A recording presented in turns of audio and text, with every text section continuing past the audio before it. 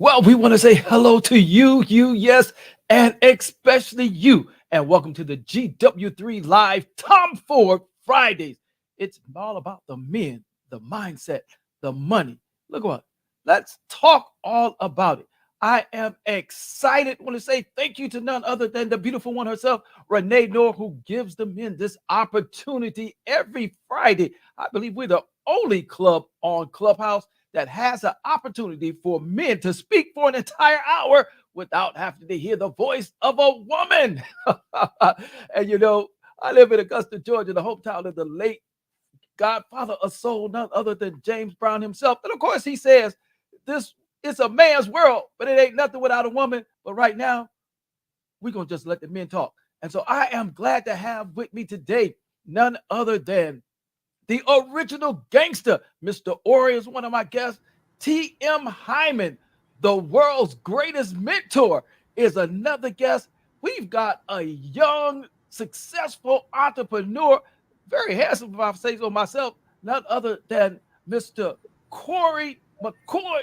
And we are ready to chop it up. Gentlemen, how are you on today? I'm doing great at that introduction. Thank you for having me, gentlemen.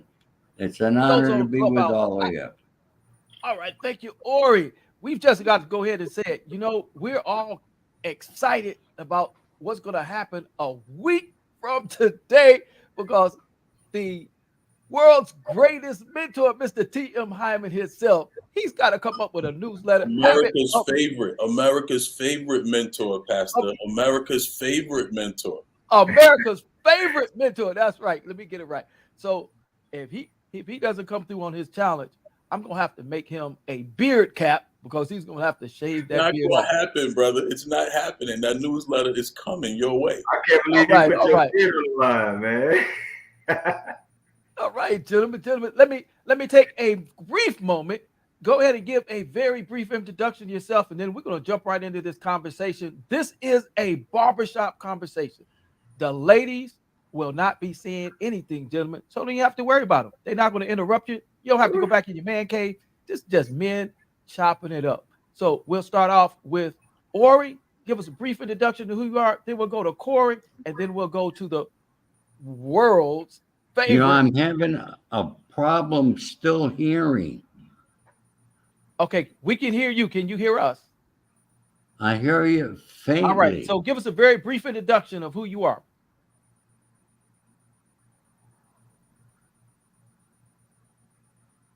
While he's working on his out of Corey, go ahead and give us a very brief introduction of who you are. Okay, what would you like me to talk about here? You go ahead, talk. We just want you to give us an introduction of who you are very quickly. Okay, who I am? Yes, sir. Yeah, hi, everybody. My name's Ori Spadel. I'm known as the accidental gangster or the OG. Okay, I'm 77 years old. I did 5 years in federal prison on a Colombo crime family indictment. And upon my release, I changed my life to try to make the world a better place, mentoring young men to stay out of a life of crime. I've been very successful at that there. And those are the things that make me happy today. And it's an honor to be here with these gentlemen, these distinguished men. One of you are from Augusta. Who's from Augusta? That would be me. You? Yes, sir. That would be me. Pastor Jeff. That's Jeff. Yes, sir. You? Yes, sir. With a hat on. We're going to go ahead to Corey. Tell us a little bit about who you are, Corey. Pastor Jeff, my name is Corey McCoy. I'm an entrepreneur out of Lafayette, Louisiana. I own KOK Wings and Things. It's a chicken wing franchise that has 3 locations. We're trying to spread out to more locations as I speak. Recent Small Business Award recipient for Young Entrepreneur of the Year 2022. And soon to be, making my debut on Clubhouse. I got a little morning show coming out. So everybody tap into McCoy in the morning whenever we get that started on July 18th. Looking forward to it. Mr. T.M. Hyman. Pastor Jeff, America's favorite mentor, T.M. Hyman, here. Appreciate you. You want me to be the world's greatest. I love that too, right? America's favorite mentor. Man, entrepreneur, social leader, business leader. I support one of the largest telecommunications companies in America. Been doing that for several years, but also own a consulting company. I'm a producer, event planner, coach, and really just help leaders and small business owners, entrepreneurs level up, right? As they're trying to, build teams and build their sales and grow their revenue. T.M. Hyman, America's favorite mentor. I'm happy to be here with you, Pastor. Thank you. And joining us, coming from the clubhouse to your house live from the GW3 is none other than Sean 10K himself. Sean, let us hear your voice. Captain Jeff, what's happening? I'm looking forward to a nice Friday as usual. But I'll be saying less because I have my beautiful, priceless, treacherous kids here with me. And when they're in the car, they're the boss. So I'm back in mute. Always great being here, guys. Pastor Jeff, the mic is back to you. Absolutely. Thank you. So it sounds like Sean is on daddy duty coming No, up. it sounds like Pastor Jeff, you're going to get saved today. So you better sit down to the kids. All right, gentlemen, What's up, family? we're going to jump right into it. According to Gary Chapman, there are 5 love languages. It's the receiving gifts, acts of service, physical touch, quality time, and words of affirmation. Gentlemen, share with the ladies, what's your love language? Ooh. We'll start with TM. I'll jump in there because I have several. I'm very familiar with those with the love languages, and for me, it's the affirmation for sure, right? I think to me, I align the affirmation with respect in my mind, anyway, right? But certainly affirmation, and I think it's a mix between touch and acts of service. I think that the personal touch for me always does it, but I think also the acts of service, how my significant other touches others, right? I think it goes back to the heart. I want to be with a caring person. I'm a servant leader, right? So being with someone who accepts that and also has that attribute, or those attributes, make a difference. So it sounds like I just said 3. And so if I had to narrow it down, I would lean towards active service. Absolutely. Thank you. We'll go ahead to Mr. Corey. The same question. What's your love language, brother? That's a good one. Kind of going off what T said, I think I'm leaning more towards words of affirmation. First and foremost, if we in a relationship and we gotta work on physical touch, then we got a problem off rip. But those words of affirmation, like for somebody to be inside your circle and for somebody to see you at your lowest, at your highest, see everything you go through, a lot of people don't get to see the behind the scenes work. So those words of affirmation from somebody who knows all the behind the scenes work, like it means way more.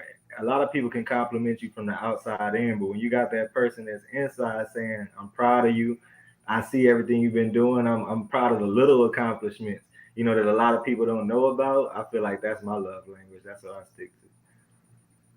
Absolutely. Thank you, Corey. And we'll go to the accidental gangster, the OG himself. What's your love language, Corey? What's my love life like? No. That would be a good one, but that would be another show. What's your love language? I'm really seriously having problems hearing things today. And I never had a problem with StreamYard. So I got to ask you to repeat that question. I'm sorry. All right. We're asking, what is your love language? My what? Your love language, according to Gary Chapman, words of affirmation, quality My time. love language is being Yes, kind. sir. Yes, sir. My love language, being kind to people, making people happy, making their day, trying to give them a better day. I try to do that each and every day. It's quite simple. Sometimes it's just a good morning. How you doing? How's the family? Things like that there. I live a pretty simple life nowadays compared to what my life used to be. I'm a different man than I used to be, and I look at life totally different. I have no regrets of anything in my life. My life has been my destiny. It was meant for me. Everything I'd done to bring me, it was meant for me to go to prison because that's what changed me upon my release to be able to accomplish what I've been doing, mentoring young men and women to stay out of a life of crime, teach them to become entrepreneurs, and I teach them to find something that they love doing. And I've been successful at it, and I will continue for the rest of the time that the good Lord gives me on this earth. That's remarkable, Thank Corey. That is a wonderful thing to be able to give back. And for Corey and TM, I heard you say something that sparked something in my mind, and that is words of affirmation. TM, you said that you equate that words of affirmation to respect. And we've talked about when we talk about relationships, it's generally accepted that men really want respect and women want security. And so, with words of affirmation, and Corey, I heard you say the same thing. When you're dating, or if you're involved with a woman that has a problem with giving you an attaboy, let you know that you're doing a good job, or they recognize the fact that you used to do something that you don't do anymore, and they're still blaming you for doing what you used to do. You stopped doing it months ago. Gentlemen, we'll start with TM. How does that make you feel? Well, it doesn't make you feel good at the end of the day, right? It is about respect, right? We want to feel appreciated. We want to be appreciated. I think a lot of relationships are set up to where we're just the provider, right? We're taking care of the house, and some people think that's good enough. No, it's not good enough, right? Even if our fathers and grandfathers did that, it takes more than just our wallets, right? We want to feel and be respected. And I think a lot of women are confused by that. I think there's a lot of relationships that lack respect, which is really the problem. But it's the words. The words like stroke our ego. The words boost us up, or the words bring us down, right? Those words of affirmation. Thank you, TM. Mr. Corey. Yeah, just to touch on it again, I feel like I have a very busy schedule, moving around a lot, got a lot of different things going on, and like TM says, I'm a servant leader in myself, so I have to give a lot of myself to other people. So when I make that time, specifically for my significant other, and I'm setting aside certain, dates or gifts or however I'm moving with the, um, it's those words of affirmation that keep you encouraged, letting them notice that, hey man, I know you're busy, but I appreciate you taking this, hour or two out to bring me to lunch. I know you're busy, so I appreciate you organizing this whole thing without me knowing about it, because that's what shows, all right, I actually value your time. Not just the gift or what I'm giving you, but value the time that it took for me to actually organize and put all that stuff together.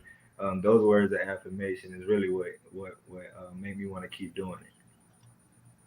Absolutely. Now, what one of the things that we have learned as those who uh, do relationship work is that typically our love language is the way that we will show our love to our significant others. My question for you, gentlemen, is if words of affirmation is your love language, and I like the fact that TM says, I don't have just one. I kind of go through three. And I believe if we, Gary Chapman's book that he speaks about being able to experience all five of the love languages. And so from that perspective, if the woman that you are with has a different love language, how difficult is it for you then to express love to her in her love language? We'll start with you first this time, Mr. Corey. How difficult you said? Yes, how difficult would it be for Love you language? to express if a woman has a different love language than you, for you to be able to adapt to expressing love to her in her love language, and while she expresses love to you in your love language? Well, I feel like I'm really adaptable. Like, I feel like I'm, talented at showing that those languages across the board. So it's really identifying what is that love language. And then from that point on, I'm trying to become an expert in that love language for you because I'm trying to impress you. I'm trying to, keep you on the ship. So at that point, I'm just nailing down on what you like and learning different ways to express that love language. So I feel like that's the fun part. That's the easy part is adapting. That's what you're supposed to do for your part. All right, we'll go to TM and then we're going to go to our next question. Yeah, for me, I think it's about the communication. I actually learned about the love languages through a relationship, right? I mean, so it was a significant other that actually introduced me to the book, and maybe it was because she didn't think I knew hers, or maybe I didn't know my own at the time, right? Because it was quite some time ago. But I think it's about learning and being open about what those languages are, right? Not necessarily doing what you think somebody want to be done, but just ask them how you want it, how they want it done, right? Have a conversation. And so I think being open and asking questions and being intentional, right, about knowing what actually makes the other person smile, or what makes them happy. Sometimes we assume. We just got to ask, communicate. Absolutely. Now, I hope the ladies that are listening well. And that's because, oftentimes they would say men don't have emotional intelligence, but that's not the case on this panel. Everybody here has emotional intelligence. So I want to move to the next question. This week we're talking about money. And so, gentlemen, this is questions for all three of you. When you're going out and you're dating, or if you're married and you're going out, whichever the case may be, what's your opinion about going Dutch? Hey, let me jump in there. I used to be real ignorant, and I thought like 50-50 was the way. Like 50-50, Pastor. Like, listen, I'll move in with a woman. Like, we got to go 50-50. But I had a college professor, man, that embarrassed me so bad. Her name was Miss Parker, Norfolk State University. She told me that like 50-50 is a no-go. Like, specifically when you offering your hand like in marriage, right? So I'm thinking, if you offer to take a woman out, you offer to take her out, right? A mature man knows that the right thing to do is to pay for it, right? But I think an immature man might be looking for her to like not just go 50-50, but even pay for the meal. You know what I'm saying? When we know better, we do better. Absolutely. We're gonna go to the clubhouse. Sean, I know Sean got something to say about this. Sean, what's your opinion Randy. about going Dutch? Let's hear it, Mr. Sean. Gentlemen, I don't know if you can hear me. I am straining very much to try to hear you. I hear TM the best. All right. And Pastor, I don't hear your questions. I apologize. I'm having some problems here. It's got to be my steam here. I never had this problem before. So I don't know why I'm having these technical problems. So I apologize. I'm going to have to leave. Well, what we'll do this? Can I is come back another time? you can, but what we will do if you'd like to stay is I'll ask the question, then TM can relay that question to you if you can hear TM. But for right now, we wanted to go to Sean, who's in the clubhouse, and get an answer from him. Sean, are you there? All right, we're not hearing Sean. So TM, would you go ahead and ask Mr. Ori the question about going Dutch? So, Ori, the question is, if you can hear me, Ori, what are your opinions about going Dutch on a date? Should you go Dutch if you ask a woman out on a date? I would never. I never gone Dutch on a date. All right. My opinion is I'm old fashioned. A man should always pay on a date. I believe in that. There's just, I'm a guy that's always made a lot of money. So going out and being, especially with a lady, I never let them pay. I just not within me. I got a luncheon that I got to get to today with two ladies. They invited me, but I'll end up paying. That's just what I do. Uh, I know a lot of men go Dutch today. I still an old fashioned person that a man has got to take care of the lady, respect the woman, always respect the lady, treat her with dignity, love, and you got to provide. The man provides. Uh, in today's world, I know it's changed a lot, and they go Dutch and they pay half the bills each and all that there. This is why, you see me in my place, I'm here by myself. Uh, I've been married twice, two great women. Marriage was not for me. I was a playboy. I hope right. that helps. Thank you, Mr. Ori. And we're going to go to Mr. Corey. The same question. Corey, what say you about going Dutch?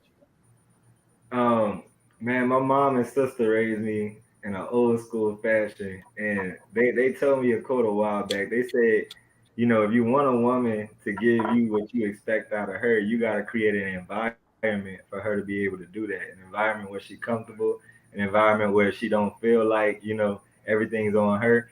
So when it comes to dating and all of those things, I like Ori said, like Tia said, I don't never go Dutch. I usually pay for everything. Um, and make sure they're comfortable because you never know what they got going on to where that date might be putting them in a peculiar spot financially. So definitely taking care of the ladies on the date. Now I do agree with the ladies specifically setting across time to be like, hey, no, this time I'm taking you out, I'm paying for it, and really forcing that issue because I believe that feels good too as a man to have somebody really spoil you every once in a while.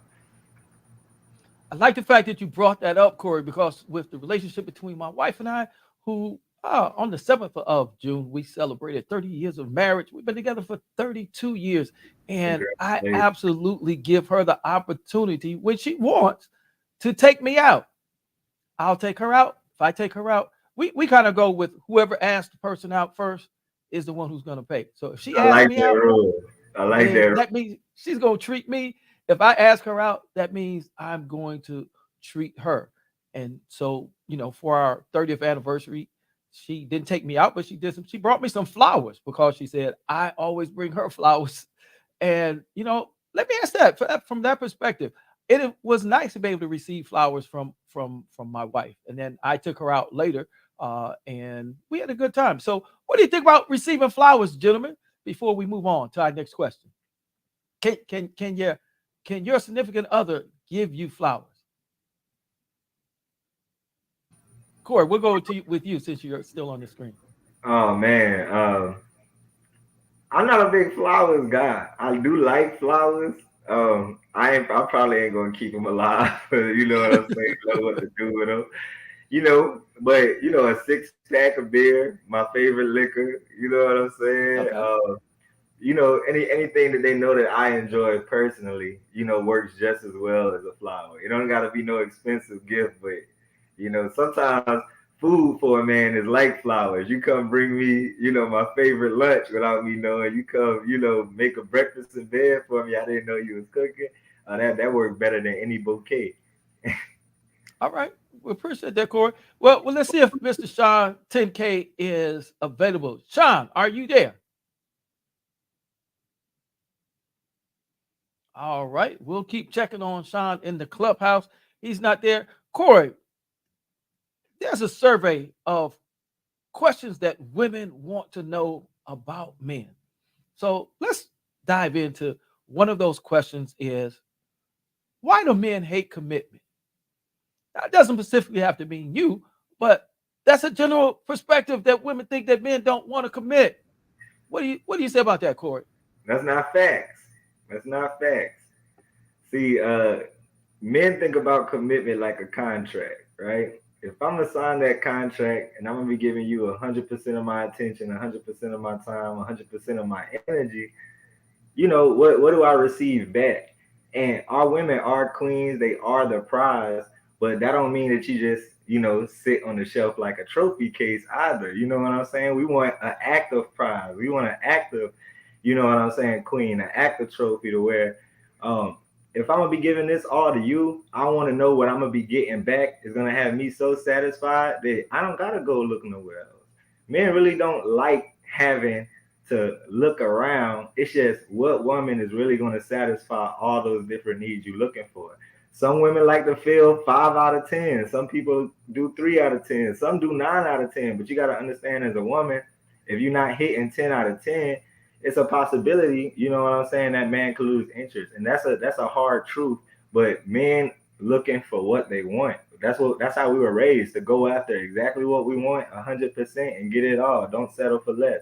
And the same is true for women, but I feel like the women commit easier than men in that sense because they're patient enough to see that progress. Men lack patience. We lack patience. So we want to see it all up front if you really want us to commit. And that's a risk for women at times. But hey, you find the right man and it'll be worth it. That's a good point, Corey. And so you're saying that we men, we really aren't that patient. And you mentioned the 10 out of 10. So tell me, what does that look like? What does my 10 look like? What's your 10 look like? All right, just put me on the spot. All right, my 10 look like. Let me count them for you. All right, so just give us 5, and that way they won't know all 10 of them. Right, that works. That's good. One, I like somebody who is spiritual, not particularly religious, but somebody who has a relationship, you know what I'm saying, with God and can really keep me grounded at times, give me the advice I need. Another thing I like is somebody who's funny. I like to laugh, I like to joke. So I can't have somebody who's super serious and just take life way too serious. I can't handle that. I need somebody I can have fun with. 3, I like somebody who understands the importance of the people who are important in your life. If you add in a queen to your castle, she got to understand that it's a lot of positions in that castle, that you oversee and that you're taking care of. So making them feel special the same way you would make them feel special, making them feel cared about the same way you would is very important. 4, I feel like the woman has to have a life of her own, because no man wants a woman who's just completely engulfed with everything they're doing. Like, we like to know, you got your own thing going on. You got your own friends, you got your own business or your own career, you know what I'm saying, that you're pursuing. And that actually makes us chase you a little bit more when you're a little bit busy sometimes. You got this or that going on. We like, hold up, don't forget about us. And then last but not least, 5, beauty, but way past the skin, beauty and how you handle situations in your life. Like, do you treat other people ugly? Because a lot of people don't realize, if I see you treating somebody else ugly, that has a potential for that to be me one day, and you might be treating me nice today, but you'll be treating me like that person that you just did dirty another day. So I feel like those are my top 5, and I definitely have got to have all of those, you know what I'm saying? Or I'm gonna be skeptical about commitment. Absolutely. Well, we thank you for being open, brother, here in this barbershop conversation. And I like what you said about the beauty, because they say that men are visual, and let's admit it, most men are. Whether you can see it in your head or not, we are attracted by what we see with our eyes. Right. But you said, you get past that, and it's about the beauty in your personality, beauty of how you treat other people. And I like the fact that you said that if you can treat other people ugly, then potentially you could treat me ugly. So I hope the ladies are hearing that. You know, Corey, we live in different times. You and I are in different generations, but we're in a time that there's a question about men and masculinity. And so in these times that we live, just what's your perspective on, in my generation, we would say he's a man's man. But we're the generation now, some men, you look at them and you don't see anything manly about them other than maybe the hair on their face. So what's your perspective about masculinity and dating in these times that we live?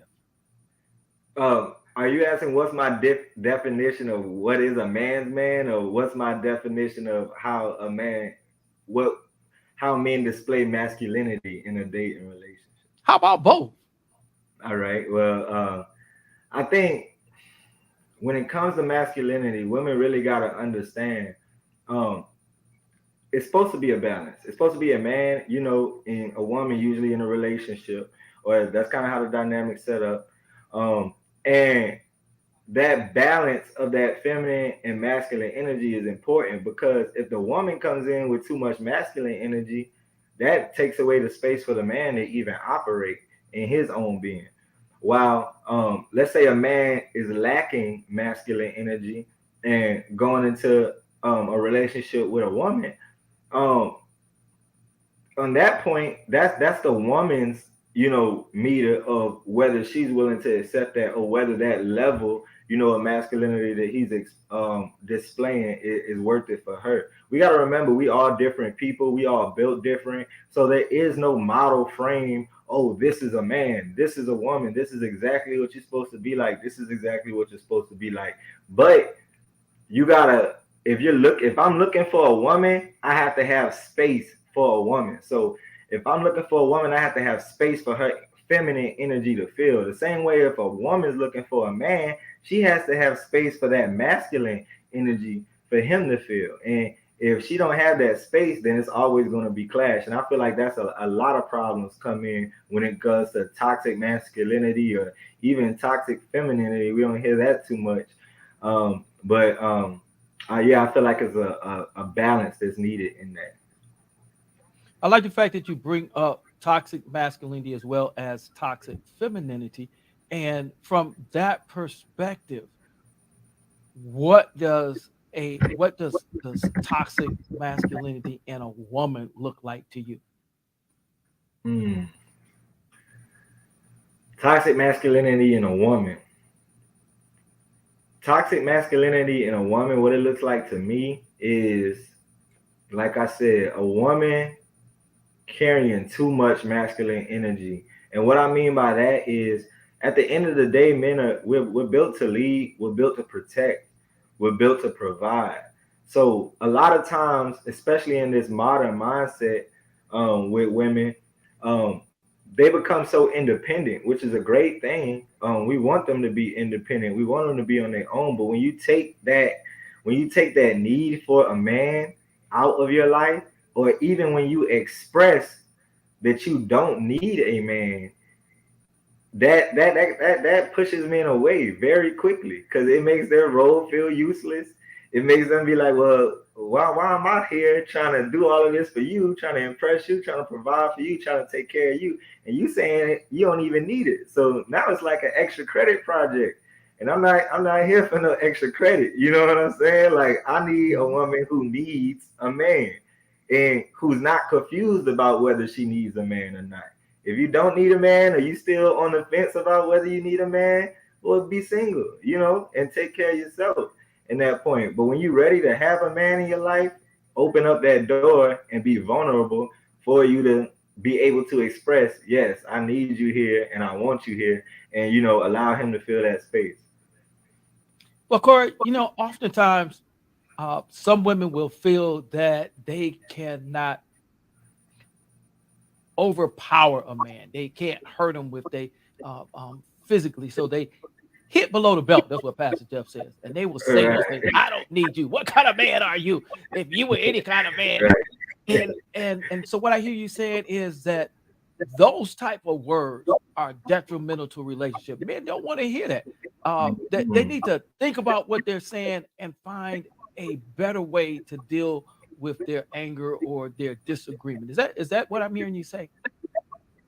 Yeah, and I mean the same way for a man. Ain't no woman going to stick around and be like, "Why you here? I don't even need. I can just take the next one." But you always displaying her your other options and what else you can be and where you would rather be. You know what I'm saying? No woman wants that either. They want to know, hey, I'm what he's looking for. I am, his prize. I am his queen. I am everything he's looking for. So once you get into that relationship and y'all start arguing and we start hitting below the belt of I don't need this and I don't need that, then why are we even in the room together if none of us need each other? You got to make sure you're not speaking out of anger and express, hey, I do need this and I'm actually upset because I'm not getting it from you. I would rather get it from you than anybody else. And that's why I'm sticking here in this relationship. It's because I want you to provide that. Now, if you can't provide that, then, that's a separate conversation and it might be best to go your separate ways. But I feel like you're stepping in muddy, dangerous water every time you start to express what you don't need to your partner because it gets sticky after that. It's hard for them to ever feel valid in those actions after they heard those words that you don't even need it.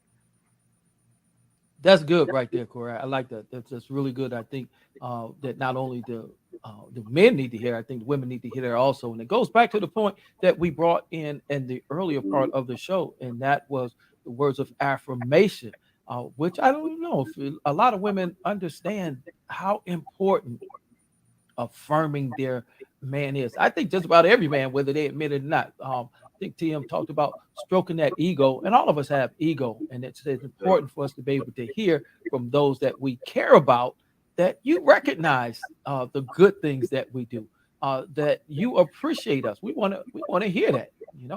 I want to go to a little harder question, if you don't mind.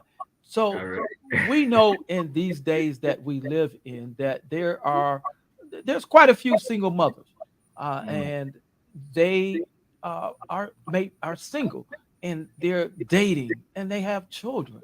So what's your perspective about the ready-made family? What's your perspective on the term stepdad? Right. I had that in my life at one point, and my stepdad had a big impact in my life at one point. To the point where my real dad's a Dallas Cowboy fan, my stepdad a Philadelphia Eagles fan. They've been rivals. I'm an Eagles fan. I got that from my real dad hates it. But that being said, I feel like it's definitely a role. It's a specific role made for a specific type of man. And it takes a very strong man to go into a family and play that role. I feel like somebody coming in as a stepdad should be honored, you know what I'm saying, twice as much as you got to do twice the words of affirmation, twice the words of service, because you really got to understand, yes, it is a man's job to provide and do that, but you got to make them feel worthy for providing that.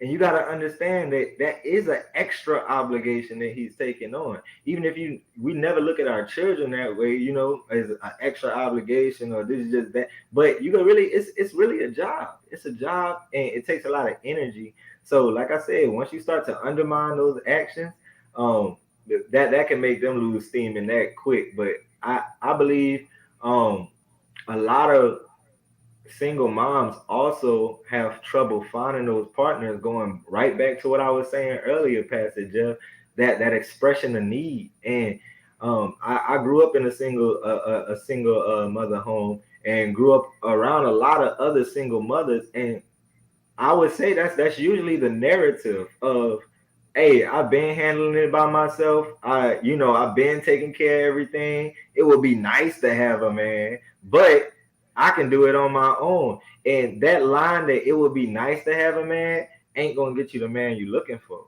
Because, it'd be nice to have a Lamborghini, but I don't need it. I go on, in the car that I got and get to where I'm going. but that ain't gonna make it, appear. Whereas you saying, look, I've been handling on my own, but I'm ready for somebody to help me, and I'm keeping myself open to being ready for somebody to help me. That's what's going to make a man really step in and feel that superhero role, which is really a superhero role if he coming in and doing that. Because that's an amazing accommodation for a man to take on. So I feel like that's very important in that aspect, Pastor Jeff. Absolutely. Want to pause for a real second here, Corey. And we're gonna go to the clubhouse. We want the men to go ahead. If you're enjoying the conversation, go ahead and put some strong arms in the chat. And ladies, if you're enjoying it, you can go ahead and put some hearts in the chat. And we're gonna check again and see, is Sean 10K there? Sean, we're missing you in the conversation. Where are you at? All right, we'll go to and my clubhouse is frozen. So I can't see the other men that are in Clubhouse, but we'll give opportunity. Is there another man in Clubhouse that wants to chime in on the question? We'll give them opportunity. Just go ahead, say your name and chime in. Well, if not, then we're going to go back to you, Mr. Corey. Yeah, and you know, be on the boat by myself. Look. Yes, you know what? We can chop it up to two of us. There's enough of us, So look. Oftentimes we hear about baby mama drama. What we don't often hear about is baby daddy distractions. All right, so how you deal with baby daddy distractions? I don't even know if I'm versed in this subject. I don't know if I've ever dealt with the baby daddy distractions, but I can imagine, it's good that a man is still wanting to be in their kid's life, right? And of course, their mother is an aspect of that. But what aspect is that? That's the thing that needs to be communicated about. And what a lot of people don't do, they solves 99.9% of problems on earth is having a conversation. How many mothers sit down with their old man and they new man, and how possible is it even? You know what I'm saying? Because a lot of times that gets volatile or it's a lot of jealousy. But when everybody has pure intentions, and if that person's pure intentions is really to take care of the child and not to try to have the woman, what's wrong with having the conversation where we all sit down, establish some boundaries, what we all comfortable and what we not comfortable with? Because you have to establish those boundaries of what you comfortable with in your relationship, just like the other man has to establish those boundaries of what he's comfortable with his child. And it's a common respect. So you respecting my boundaries, with my woman, I'll respect your boundaries with your child, and we can all be men, at the end of the day, we can all be adults at the end of the day, and hold those boundaries true and respect each other in that. But once those boundaries start getting crossed, it's all bars loose. And that's usually what happens a lot of times. But that conversation piece is missing, and it's hard to get everybody on one page without everybody sitting down and having that conversation. So I feel like when it's baby daddy, baby mama drama, that's really the real solution. Now, if it's the ex-boyfriend, ex-girlfriend thing, that's a whole other story. Because, what you there for if it ain't no kids? Absolutely, Corey. And if you can hear me on Clubhouse, I don't know what's going on with my Clubhouse. Go ahead and flash your mics and see if I'm still in there. And flash your mics if you can hear me on Clubhouse. It looks like my screen, I may be frozen again on Clubhouse. We're just going to go back into the room because I don't know what's happening with Clubhouse today. Yeah, they flashing their mics. I think they can hear you. All right. If they can still hear me, my screen is frozen. I may have already out of the room. We're back in. So if you can hear me on Clubhouse, go ahead and flash your mics. All right, we see you flashing the mics. All right, so I don't know what's happening with Clubhouse today, but we had to go out and come back in. And so I like that fact, Corey. One of the things that you brought up is being able to have boundaries, and I think that's very important as we date in these days, because as you said, the odds or the chances of dating someone who has children already are very, very high. And those boundaries need to be set. We need to be able to sit down and have that hard conversation. And I like the fact that you said that all three of you sit down and talk about it and set what those boundaries are, so that not only you know as adults and that you can carry yourself as adults, but also so the children don't get confused. Mm-hmm. You know, I want to throw something at you and tell me what you think about it. So for me, like I said, I've been married for 30 years, been with my wife for 32, and Congratulations. my wife had a child when I married her. Our son was 3 years old. And one of the things for me, this is just Pastor Jeff, and you can tell me what you think about it, was I decided I wasn't going to be a step anything. My son and I, we had it out because he called me stepdad. I said, I'm not none of your stepdad. You know, so I'm the one that takes you to the doctors. I'm the one that's here when you're crying at the middle of the night, when you have a nightmare. I stepped in as though I was his biological dad, because I said, you know, if you're gonna be a dad, just be a dad. And so I don't buy into the idea of step. It's, you know, I may not be your biological, father, but you don't Right. have to be a biological father in order to be a father. With Father Day's coming up on this coming Sunday, Corey, what do you think about that perspective? No, I'm 110% behind that perspective. I use the phrase stepdad because that's what we said originally, but I was raised under the same sentiment. My mother and father, they're not together, but they got a great relationship to where she about to come out here in a couple weeks. We all gonna be staying in the same hotel, staying Airbnb. If she need to stay tonight, they'll let her stay tonight over there.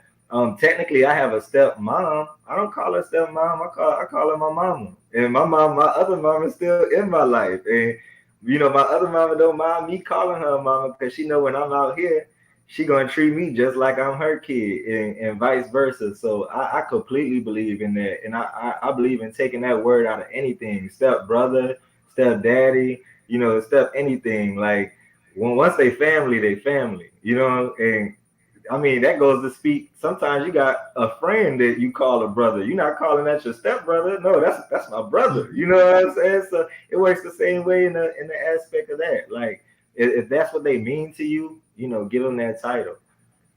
Absolutely. So, Corey, how can women today support men? How can women support men? By sticking up for them. By sticking up for them. Men are human too. And I feel like women forget that sometimes. Men do one wrong thing and it's all of a sudden, oh, he this, he that. See, I knew it. A man could be a great man for 5 years and he make a mistake one day and then everybody come out the woodwork. Oh, I knew he was this. I knew he was that. Oh, I knew he wasn't this. You need to leave him. You need to, he's a human. The man is a human. Like, remember that. And he is capable of making mistakes. And a man's mistake is going to look different than a woman's mistake. All right? The same way you raising your voice and yelling at him, he might flirt. You know what I'm saying? At the workplace or something like that. Are you going to be just as willing to forgive him for that as he's willing to forgive you for raising your voice and doing things like that? Women have to understand that correlates the same for men, because just like women might not think as much to raise their voice or to be yelling at their man, a man might not think as much to just, tell a joke or two, laugh and have fun. While women think of that as flirting, we just enjoying ourselves, and we ain't even thinking that deep into it. So I think how women can support men is, one, finding a man that you actually believe in, sticking beside him, being that example of, yes, my man can make mistakes and I'ma still be here to support him through his mistakes. Now, I'm not saying just be silly and, stick behind a man who's not giving you anything, or not, providing for you, or, it's not healthy. But at the same time, understanding that man is human and he's going to slip up from time to time. He needs you to be that foundation. He needs you to be that rock to remind him where home plate is, where the ground floor is. Don't get too high. You know what I'm saying? My mom used to tell me all the time, don't get the smell of yourself. You know what I'm saying? Come back down to ground level. And a strong woman is going to be able to do that for a man without degrading them or just casting them to the side. Absolutely, Corey. So let me ask you this: you talked about the flirting, all right? And we talk about men's definition of respect and women's definition of respect. We've established that those are two different things. And so when it comes to, as you said, of flirting, how do we, as men, determine what the boundaries are that's not disrespectful to our women? And I'm not, in no way am I approving, cheating. I don't want that to be confused. You get what I'm saying? That's no, we didn't even take that. We not even talk about that one today. Right. But look, catch this. You can be walking with your woman, or your woman can be walking through the store by herself, and somebody, girls and boys, might give her, "Oh, you beautiful. Oh, that's not flirting. She received that compliment, smile, bad eyes, all of that. That's cool. But let you be walking through a man and somebody say something. Walking through the mall and somebody be like, "Oh, you handsome," or something. Like, you gotta keep a stale face and you gotta stay rigid. You can't even smile too much, or it's like, "Oh, what, you flirting with that girl? You flirting with that person?" It's important to talk about it in a relationship. What y'all are comfortable with, what y'all aren't comfortable with. But in that conversation, you cannot be coming from a place of insecurity and fear at the same time. Your partner is not there to match your insecurities and fears. Like, you have to fix your own insecurity and fears, and then we're going to set up a boundary outside of that we're both comfortable with. But you can't be claiming I'm flirting or claiming I'm doing this because of an experience you had with a man before me, vice versa. Because one, we're two different men. Two, you know what I'm saying? We have two completely different moral compasses.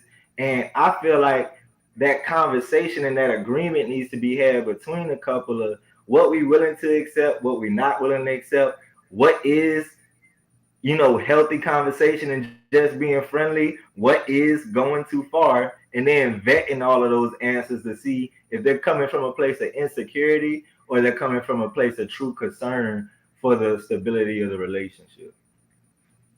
So what I hear you saying, Corey, is that you don't want to be judged for the past wrongs of a previous man in your life. Is that what you're saying?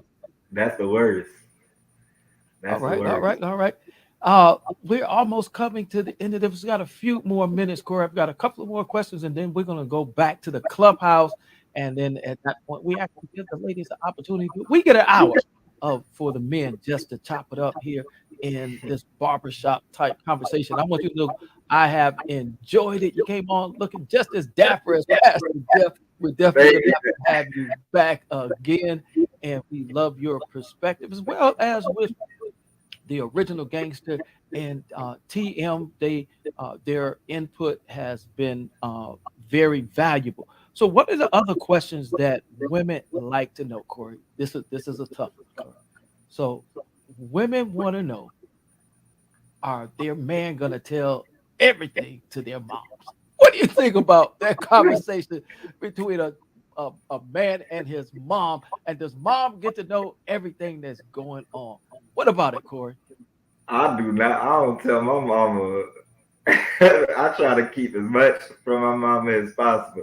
And not in the sense of I even got to protect her, because I don't even feel like my mom would be malicious in that sense. But I feel like it's very, very important to keep your relationship. The second you open up that door to anybody else about your relationship, now you're in a relationship with all of those people. And you got to balance all of those people's feelings and all of those people's concerns with y'all's too. And it's just supposed to be y'all too that y'all are worried about. So if you are talking to somebody about your relationship, it needs to be somebody that y'all both agree, that y'all are both comfortable with them knowing, the ins and outs, and the degree of how deep that goes, how many details you tell them. It's okay to just, let your mom know, we're not getting along right now, but we working it out. And it's another thing to be like, oh, she did this, and this, and this, and this, and I don't know if I'm gonna ever, because that turns into a completely different environment, because the people in our lives they built to protect us, they built to love us. So when you unleashing specific details, you start basing your relationship off of their moral compass for a relationship. And a lot of times they don't even have relationships themselves, if you really look at it. So you can't even base your moral compass off of what they telling you they would accept, what they wouldn't accept.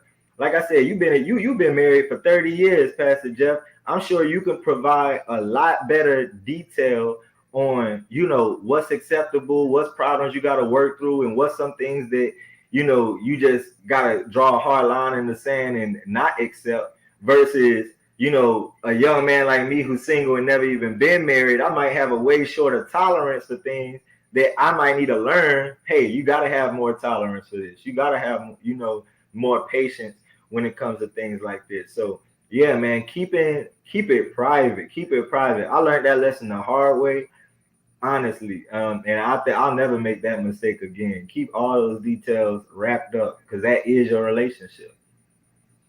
Absolutely, Corey. I'm going to take a moment for those who are enjoying this. Go ahead and put some black and white hearts into the chat. Those on Clubhouse, put some black and white hearts into the chat. Go ahead and share the room. Flash those mics. Let us know that you're enjoying it. We've got about 2 more minutes, and we're going to wrap up here with asking 2 last questions. Corey, I greatly appreciate that. And you're absolutely right, is that the relationship between a man and a woman, I like to go back to the ancient text. It says, for this cause shall a man leave his mother and father and shall cleave to his wife, and the two of them shall become one. And so you can't cleave to your wife if you also cleave to your mama. Cut that biblical cord. Absolutely. So look, Corey, what's the one stereotype about men you want to clear up with the women in the room today? That all we want is sex. That's not facts.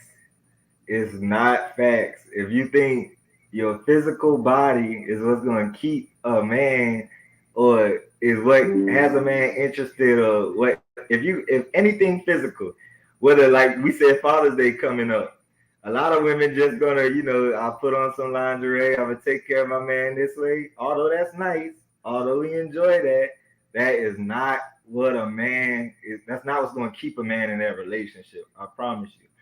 Because if you think about it, it's a plethora of that out there. A man can go get sex from anywhere, if they're willing. But what can you provide that makes that man feel special that nobody else even understands that will make him feel special? Like I said, I brought it up before. A simple showing up for lunch. I didn't even know you was buying me lunch, but you showing up and be like, look, I got this for you. I know you hungry. You haven't ate all day. I know you've been working. You know what I'm saying? Let me make sure you eat. Man, that'll take you way further than, the wildest sex that you can have with your partner, because that shows them that, hey, I'm doing this completely for you. We got to remember, sex is an exchange between both parties. You're getting something, I'm getting something, we both getting something at the same time. But when you sacrifice your time and your energy and your money or whatever you sacrificing and dedicate it to that man and give it to that man, then he that's a whole different story. That's super special at that point. And I feel like that's what women need to understand. Get rid of that stereotype that all men want is sex. Because most of the time men cheat. Let me touch on this. Most of the time men cheat. They cheat with the action of sex. But it really wasn't the sex that made them cheat. It was that woman making them feel special that made them step outside their relationship. I'll say that, Corey. We see the man himself, Minister Jonathan Simmons, has showed up. How you doing, brother? Good, brothers. How y'all guys doing? Good. We're doing wonderful. So we are about to wrap up the live and go back to Clubhouse. But before we do, Mr. Jonathan, let me ask you this question. Father's Day is coming up on Sunday.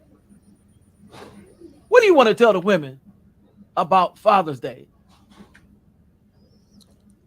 That's a good question. Hopefully it shows the same kind of love that they get on Mother's Day, because they get a lot of love on Mother's Day. A lot. I'm just saying. All right, there. You know what? I'm going to say it. Look at here. Men are tired of ties. Men are tired of socks. Yes, don't want underwear. no cufflinks. Look at here. We spend a lot of time, energy, and mind thinking about what we're going to do for you for Mother's Day so that we don't end up with an entire 364 bad days in the upcoming year, ladies. And we Right. want you to spend some time thinking about what you're going to do for us. And look, you spend just as much effort. And as the men have already expressed today, men want to feel special as well. We want to know that you appreciate us. We want to know that we're needed. And if you've been paying attention to your man, he's probably been giving you some hints on some things that he wants. How about it if you don't Yeah. like watching the sports with him, Jonathan, that you spend a week just learning about whatever game it is that he likes. So when he says it's fourth quarter and 3 to go, you know exactly what fourth quarter and 3 to go is. So, ladies, look at here. It's time for you to stop just letting Father's Day go by. It's time to stop stopping at the dollar store or the Dollar General and Oh, let no. your children go buy some $2 gift for their husband. Look, make that man feel special on this Father's Day. After all, he is a father. And perhaps the ones that you don't think is a father that you just call a sperm donor, maybe if you make him feel a little bit better, maybe he'll do better. Look at here. We have absolutely enjoyed you, Corey. As Les Brown would say, it's been a plum-pleasing pleasure having you right here on the GW3 Live on this Friday. Men Talks, the Tom Ford Friday, and we absolutely, with your permission, would like for you to come back again. Now, let's go ahead as we close out the live. We're going to take it right back to the clubhouse where we can join in and we give the ladies the opportunity, maybe, to say something. Corey, thank you very much. Let's take it back to the clubhouse. I'm Renee Noor, model, creative director, founder of Global Women Wealth Warriors, Wellness Hub, and GW3 Magazine. I dedicated my life and devoted my career into helping women and girls to achieving their goals. I've been passionate about empowering women and enriching men. This opportunity in working with the Global Women Wealth Warriors have afforded me the pleasure of traveling outside of the country to be a support unit, most importantly, to help impact and change lives. Our ultimate purpose is to help others to become whole from finance, spiritual, mental, as well as physical. We know there are challenges and obstacles to get you to the next level. However, it's time for you to level up, boss up, and welcome to Power to Soar.